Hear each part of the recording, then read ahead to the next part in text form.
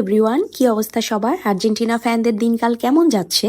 Obviously ভালো যাচ্ছে। আর ভালো না যাওয়ার তো কোনো কারণই নেই। এই যেমন গতকাল রাতে হাফ টাইম খেলা দেখার পরে আর বাসায় বসে থাকতে পারলাম না, সোজা দুজনে বের হয়ে পড়লাম। ভাবলাম বাহিরে গিয়ে সবার সাথে বসে খেলা দেখবো। তো ফার্স্টে আমরা যেখানে গেলাম সেখানে গিয়ে প্রজেক্টরের এই হাল দেখে আর এখানে দাঁড়ালাম না। দেন একটা রিক্সা নিয়ে নিলাম অ্যান্ড ভাবলাম যে পুরা রাস্তাটা একটা রাউন্ড দেয়া যাক। যেখানে যেখানে খেলা দেখানো হচ্ছে, যেখানটাতে আমার সুইটেবল মনে হবে সেখানেই নেমে পড়বো। অ্যান্ড যেতে যেতে দেখলাম বেশ কয়েকটা জায়গায় খেলা দেখানো হচ্ছে।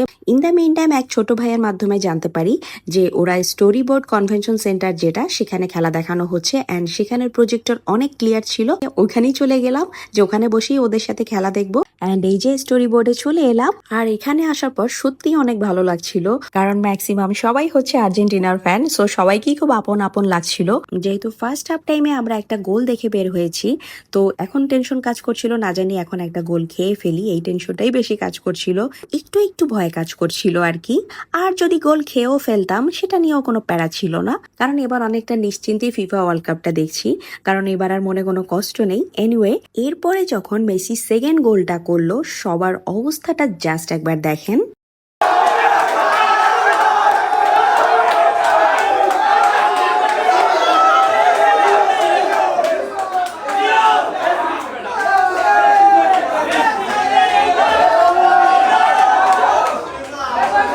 মানে লিটারালি সবাই এত এনজয় করছিল, সবাই এত আনন্দ করছিল, এটার জন্যই বাসার বাইরে এসে খেলা দেখেছি। আসলে বাসায় বসে না এভাবে এনজয় করা যায় না।